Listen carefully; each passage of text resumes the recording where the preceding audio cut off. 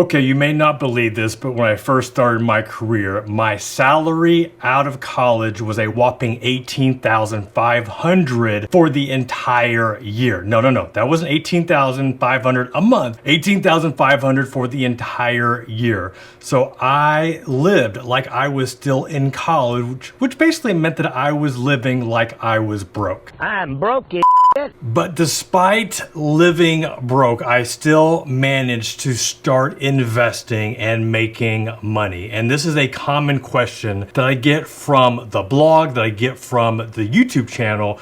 People wanting to know, how do you start investing when you don't have any money?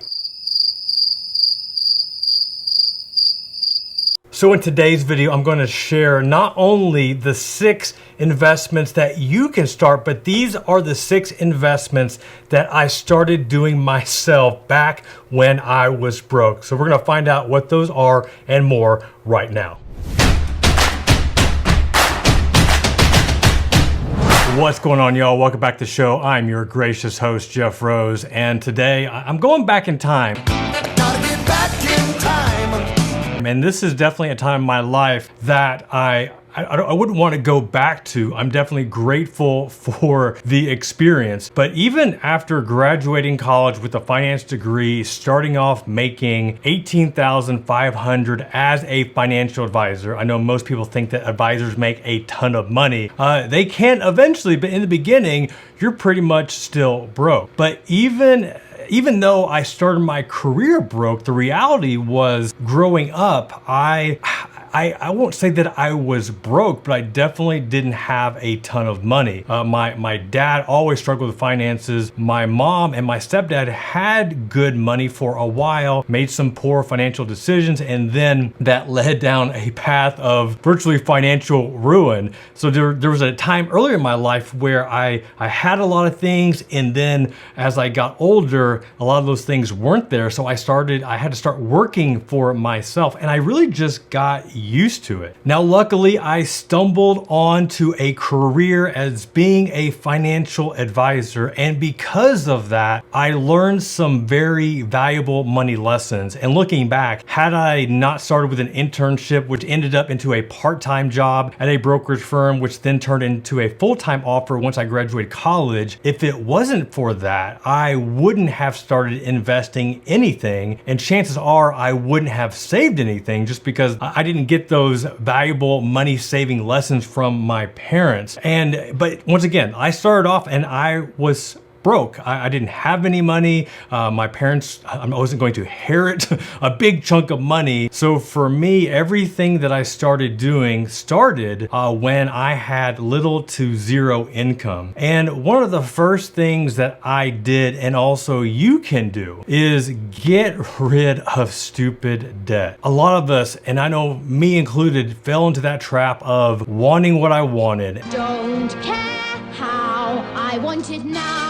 And willing to charge whatever it was to take out loans, student loans in my case, to purchase stuff that just didn't matter. Now, unfortunately, in my case, when the idea came to me that I need to get rid of stupid debt, I already had racked up a good chunk of it. I had student loan debt, I had credit card debt, but I began a mission of paying off as much of this debt as fast as possible. I used Dave Ramsey's debt snowball method and just initially targeted what were the investments, the smaller amounts that I could pay off the quickest to build some momentum to start attacking that debt and getting rid of it. The other thing that I did, and I implore you to do as well, is to put boundaries in place to prevent yourself from falling into financial ruin and continuing to rack up stupid debt. One of the ways I got so lucky, but many Americans don't, is that I had a car that I inherited from my grandmother. It was a 1998 Chevy Lumina, and it was paid off. And because of that, I had no car payment for the first several years of starting my career. But right now, the average car payment that American pays is $554 a month. Americans right now have over $1.2 trillion outstanding auto loan debt. And we're not even talking about gas and maintenance and insurance on these cars. Like, this is just the car payment by itself. So what are some of the boundaries that you can put in place to prevent more debt from accruing? Well, one of the ways that you can do that, especially if you are addicted to online shopping, if you have apps on your phone that you are constantly going to and constantly just swiping that button, the buy now, the Amazon Prime, like just swipe here and boom, it's gonna be at your house in 1 or 2 days. One easy thing that you can do is delete the app. I know that just sounds like the craziest idea ever. And if you're new to the channel, if you're not aware of this, I'll say recently, but the past few years I became a sneakerhead, and there are tons of apps like eBay or StockX or Foot Locker or Adidas or Nike, any of these apps where you can go and just buy a pair of shoes with a few clicks and a few swipes. And one of the easiest ways, this was something that I knew was a problem where I am buying more shoes and I'm racking up debt, then I need to delete those apps on my phone. If I want to get even crazier with it, I remove some of my permissions, and the only way that I can add these apps back is a spouse or a friend or a loved one that you trust that has access to your passcode, that only they can allow other apps to be installed. Like, once again, this is extreme, but only if you are in debt and you are struggling. But when I made paying off all of my debt my priority mission, I was able to knock all of that debt off in just a few short years. And sending off that final check was one of the most liberating feelings I have ever felt. I can't even tell you how good it felt knowing I had paid off all that debt and I was completely debt free. All right, the second investment that you have to make, and this is something that you hear all financial planners say, all financial experts say, and it is so true, and that is having an emergency fund. Now, the funny thing was, me starting my career as a financial advisor, I didn't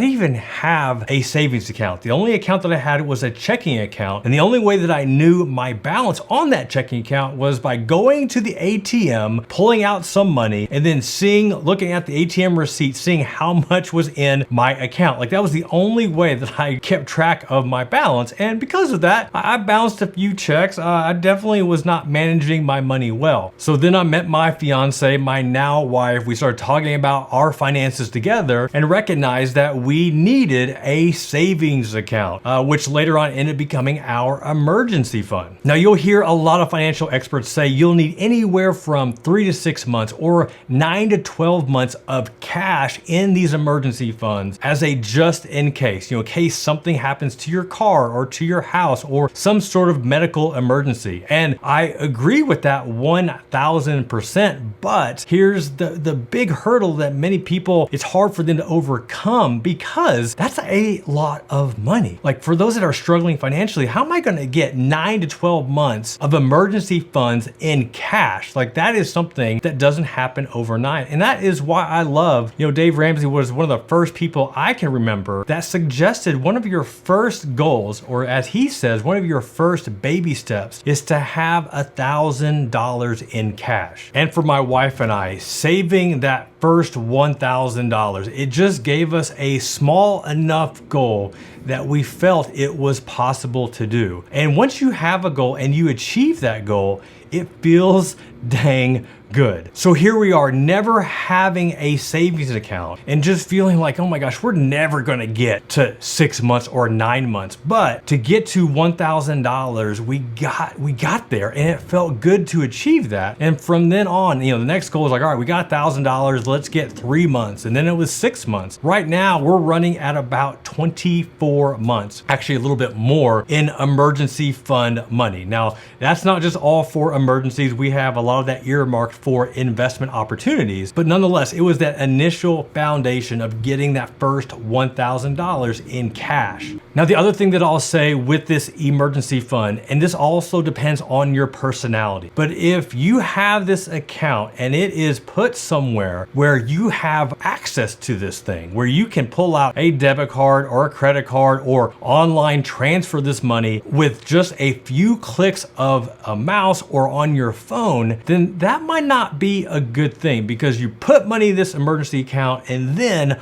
all of a sudden there's some big online sale that you want to take advantage of, or the latest iPhones get ready to come out. I know my kids keep talking about the latest iPhone, which I'm like, it doesn't do anything different. It takes pictures, it makes calls, it does what your other iPhone does. Anyway, the whole idea is that you don't want to have too easy access to get this money. So if this is you, I would suggest opening an account that maybe, just maybe, you don't have online access to. The only way to actually pull money out from this account is that you have to get in your car and drive to your bank to pull money out. Does this apply to you? Well, you can only answer this question to know how likely are you to pull that money out to buy something else that you don't need. But you have to be honest with yourself. Don't lie. Don't be in denial. Only do this if you know that you have the potential to pull this money out and buy something that you absolutely do not need.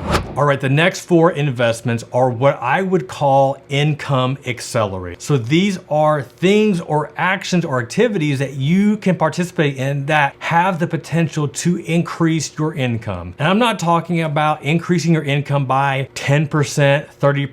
These have the potential to double, 3x, 5x, even potentially 10x your income if you do it right. I will also say that each of these is a prime example of investing in yourself, because you are the best investment that you can make. And it's funny because I still talk to people that they don't realize the importance of investing in themselves, or they don't really understand how to do that, what that really looks like, and how do you actually track how much you make after you invest in yourself? So the third investment that I would make, and the one I did make, was accelerated learning. There was things that I didn't know and I wanted to figure out how to do it. And there's a few different ways that you can do that. You can go and figure it out on your own. You can go to YouTube, you can go to iTunes, you can go to the internet, and you can start doing a ton of research. And there's nothing wrong with that. But are there ways that you can accelerate your learning? And one of the easiest ways is to read books. And I know that reading books takes time. Like, I love to read, but I've also recognized that you don't have to read the book in entirety to get everything that you need. Sometimes it just takes reading the introduction and the first few chapters, and you get everything that you need from that book to implement the idea or strategy that they talked about.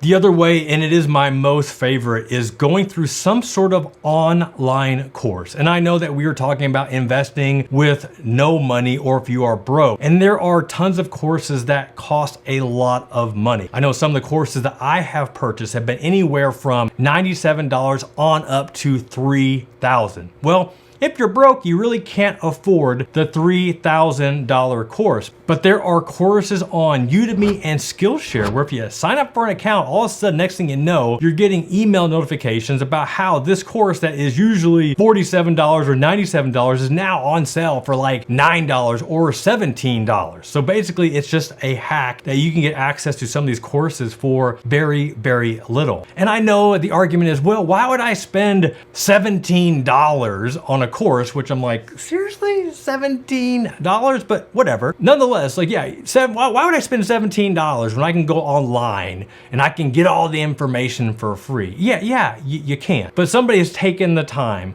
to put together all this information in a concise outline that you can follow a curriculum and go through each lesson. And it just, imagine like going back to school. Everything is presented in a way that you can digest in the most time efficient manner. Because yes, you can learn by going and doing the research on your own online, or you can learn accelerated and expedite that learning curve. And since we're talking about investing, and one of the easiest ways to learn is by going out and doing. And if you have no money to get started, you can actually open a Robinhood account. There is no minimum investment, so you can get the account open for zero. And let's say that it stays at zero for however long. Well, now you went through the process of opening the account. You can log into your Robinhood account and start reading news on different stocks that you want to follow, what's going on in the market. And just because of that, just because you open the account, even though you haven't even made an investment yet,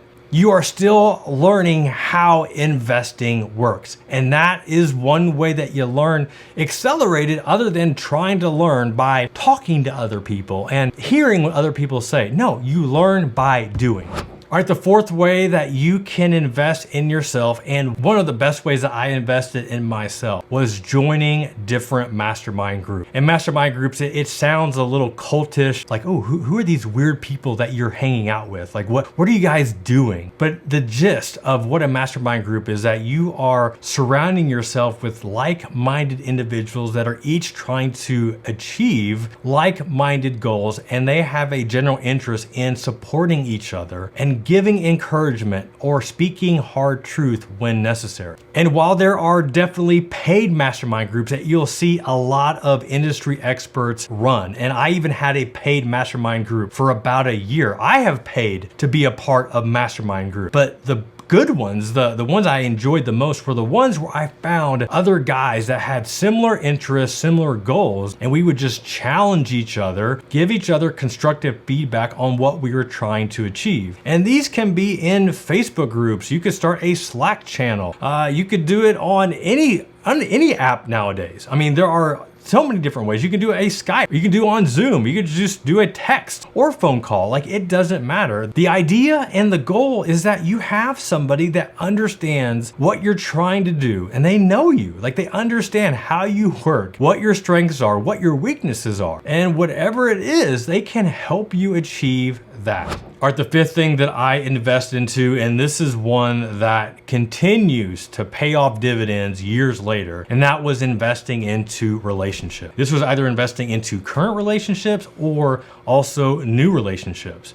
And this could be potential business partners. This could be competitors, people in your space that you might be competing against. But if you learn about them, get to know them, I mean, that person can end up becoming a great ally later on. Or it's investing into other professionals. I know, starting off with my financial planning practice, I invested into relationships with CPAs in my area. And for many of these, it was not only that, hey, they know that I exist, they want to potentially send new clients to me, but also it was, man, if I need, if one of my clients needs a good CPA, needs a good attorney, I can say that, hey, I met with so-and-so, I vetted them, I checked them out, and they seemed like a good fit. And in the online space, investing into relationships, that was investing into different mastermind groups, where I would learn what these people were trying to do. And if there's any way that I could help out, like if there was somebody that I knew, if I had a contact that I could share with them that they would benefit from that, then I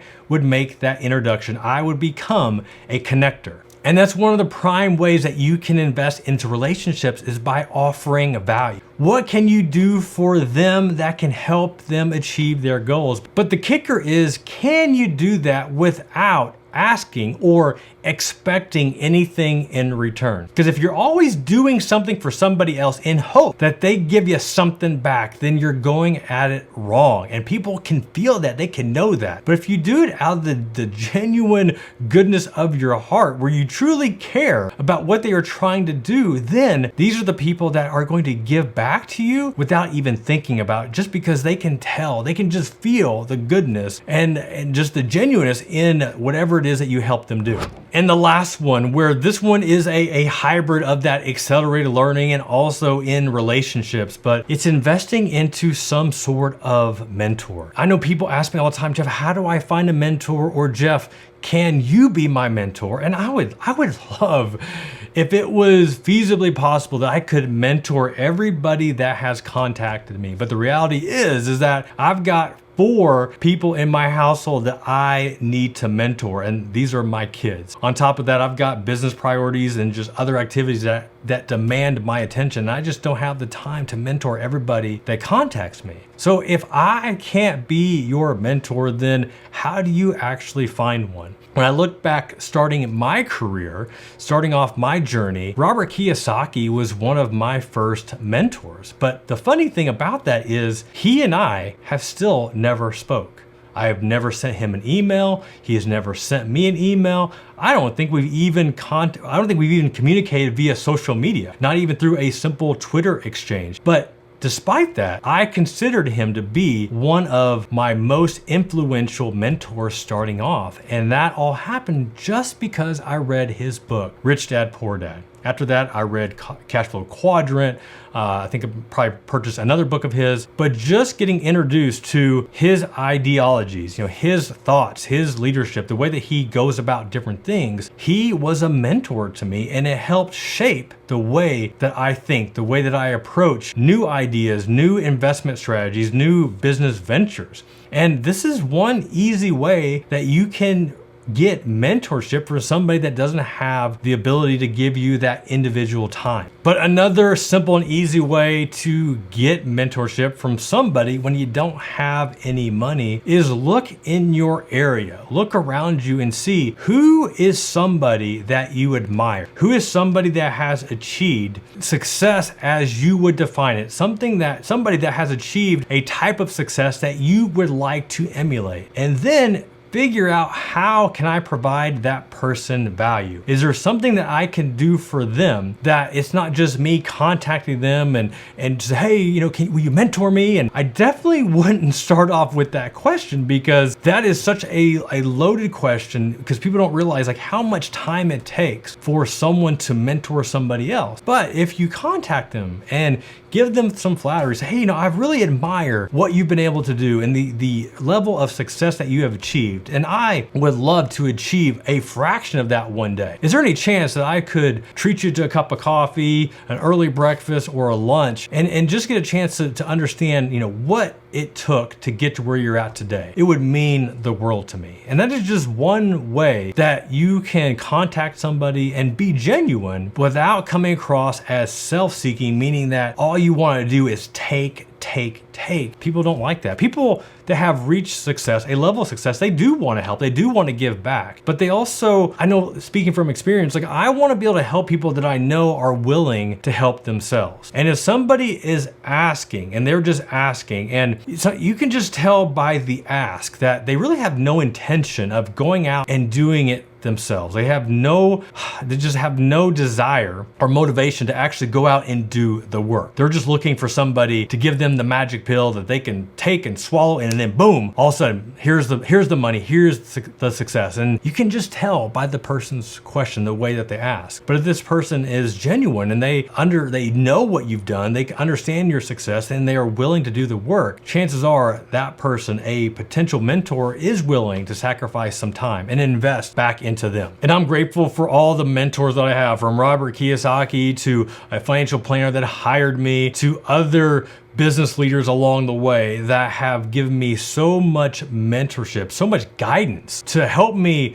take initiative, take charge on certain things that I needed to, and also to not pursue things that were going to waste my time. And that was the one that I'm most grateful for, that people would speak truth into my life and say, Jeff, what? No, don't do that. Yeah, I know that sounds like a great idea, but focus on this. This is what's going to be best for you, best suited for you. And you can get that from a quality mentor. You can also get that from a mastermind group. And these are just all different ways that I personally have invested my time, my resources, that have made me so much money. And for you, if you are in that situation where you feel like you are broke and you just don't know where to go, you don't know where to start, these are 6 ways that you can start investing right now. You can start investing right now in yourself and start building real wealth. You really have no excuses not to start investing, even if you are broke. I gave you today six investment ideas, 6 investment strategies that you can start, any of them